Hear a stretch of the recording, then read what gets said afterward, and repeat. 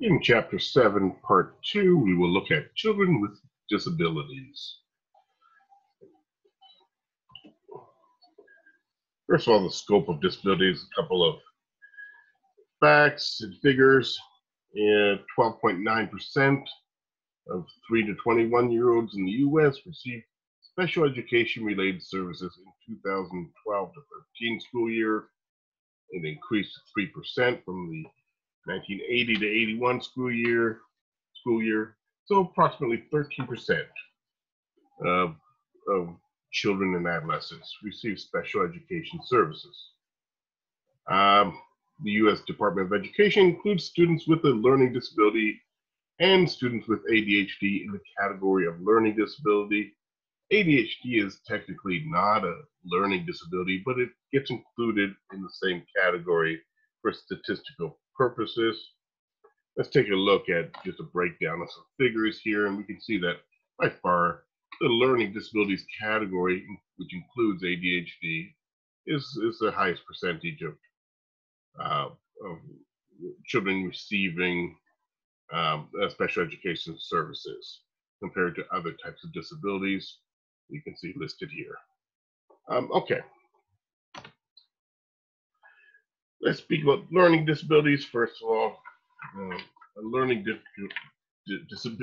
disability. I think I have one. Okay, a learning disability is difficulty in learning involving understanding or using spoken or written language. It can appear in listening, thinking, reading, writing, or spelling, as well as mathematics. And so a learning disability is diagnosed when there is no other cause that can be found for the child's struggles in a certain area of schooling. It is not an easy diagnosis. You basically, a clinician or a doctor rules out other causes. They check hearing and eyesight. Are there emotional problems at home? And, like they look at what else might be causing the difficulties in school. And once they've eliminated other possible causes, they end up calling it a learning disability. Approximately 80% of those with learning disabilities have problems with reading. By far, that's the largest category of learning disabilities. 3 times as many boys as girls are classified as having a learning disability. Much more common, 3 times as likely in boys versus girls. There is certainly a greater biological vulnerability among boys compared to girls. So part of this difference is certainly warranted, but they also feel like part of the reason it's so 3 times as high for boys is also a referral bias. Boys are more likely to be identified by teachers or other caregivers for testing for learning disability, just because of some of the differences between young boys and girls. That boys tend to be more rambunctious. They tend to have more attention problems than girls, even when completely healthy. And so boys do get referred more. Okay. There are 4 types of learning disabilities I want you to know about. 3 of them are listed here. I'll add a 4th. The first is dyslexia. And of course, this is impairment in the ability to read and spell. As I mentioned, 80% of children with learning disabilities have problems with reading, and this is by far the most common of the 4 types.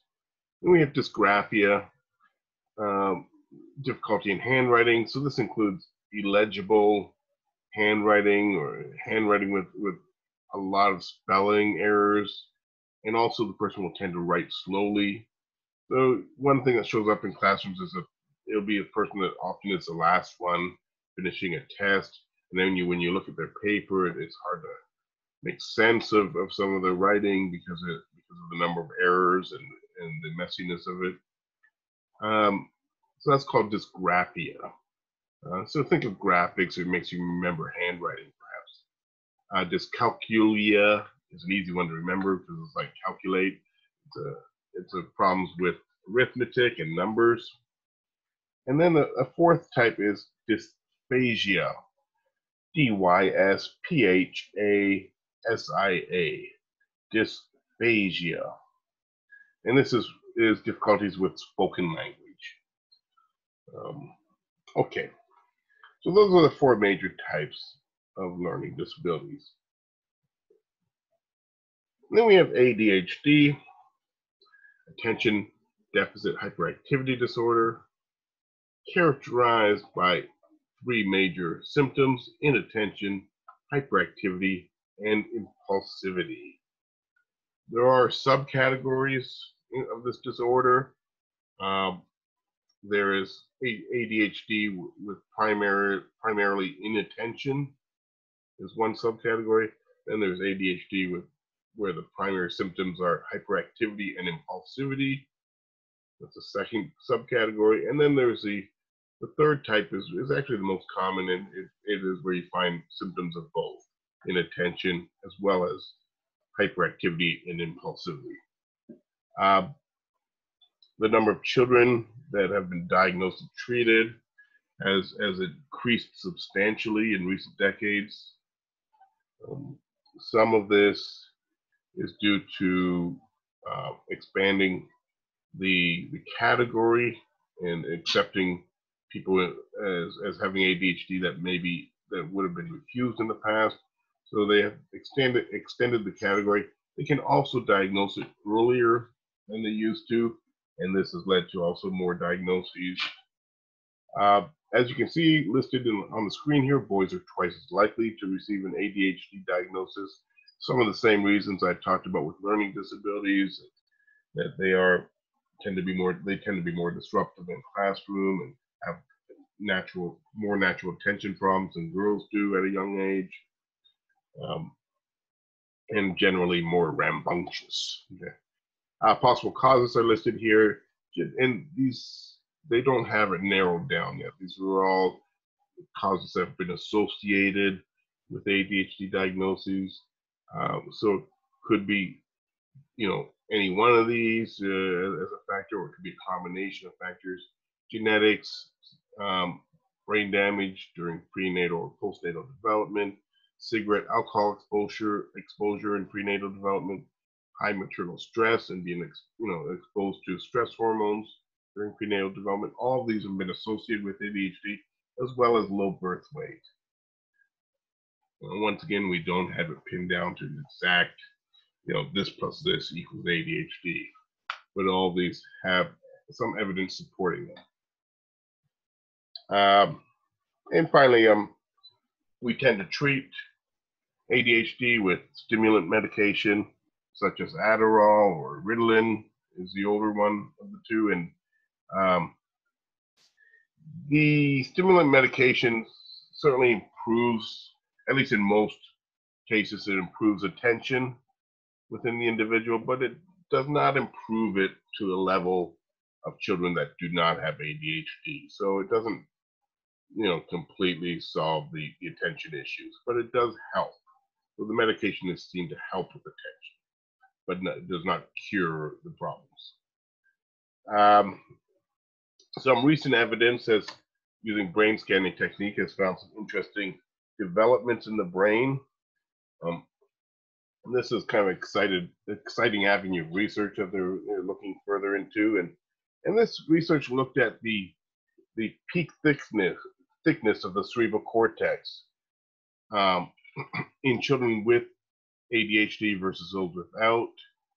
And what they found is that the peak thickness of the cerebral cortex occurs about 3 years later in children that have ADHD versus other children without ADHD. So when I say peak thickness is, when your cerebral cortex reaches its maximum connectivity and thickness. For an average child without ADHD, it's around 7.5 years of age. Whereas in the study, they found that those with ADHD they did not reach peak thickness until 10 and a half years of age. So in a sense, you can think of it as the brain being like 3 years behind, in a sense, reaching its maximum connectivity and thickness. So it's like a delayed brain in many aspects. And then specifically, you can see in the picture here that the delay is more prominent in the prefrontal regions, which you can see the regions colored in red here. Um, red. Okay. Colored in red here. Okay. Anyways, those are the areas showing greater than 2 years delay in this particular study, and you can see the prefrontal cortex completely colored red.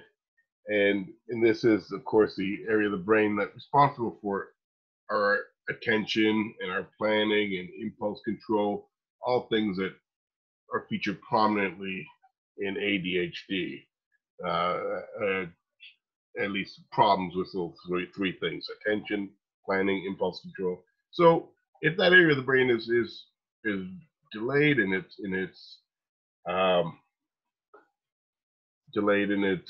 growth and functioning, I mean, no wonder children are showing the symptoms they are with the ones with ADHD.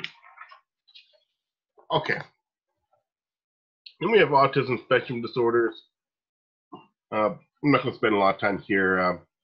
Just say that it is a brain dysfunction characterized by abnormalities in both the structure of the brain as well as in the neurotransmitters in the brain. Basically, neurotransmitters are brain chemicals. So there are abnormalities both in the structure, physical structure of the brain, as well as in the chemicals in the brain. And the primary symptoms, there's a range of symptoms for autism, but primarily it is you see deficits in communication and in social relationships. Something else that's common is stereotyped patterns of behaviors in the children, where they become extremely interested in one area of life, or in one subject in life. Anyways, there is a wide range of deficit levels, I guess is the way to put this, which is why it's called a spectrum disorder. And so in the most severe cases of autistic disorder, a child may not get any language at all. So language may be completely absent in the most severe cases. In other cases, there'll be language developed, but real difficulties with it, and difficulties particularly in communicating with others. And then you can go all the way down to Asperger's, which is relatively mild form of in the autism spectrum. They have good verbal skills, but you'll see just uh, slight problems in one-to-one communication with them. When I remember my brother-in-law who had Asperger's, it's just when I talked to him, he would always be looking past my head. I mean, he would never look into my face or my eyes, and he needed to do this. He needed to look kind of past and beyond my head as he spoke to me. And so this was a minor deficit, but at the same time, I mean, like, he ran a business, he had a family, and so his disorder was considered relatively minor. He would just notice certain little tendencies that show up in his communication with communication issues. Okay, going on here. Educational issues is our last topic in this section. And one really important piece of legislation that I certainly want you to know about came about in the mid-1970s. The Education for All Handicapped Children Act, 1975 is when it came into being.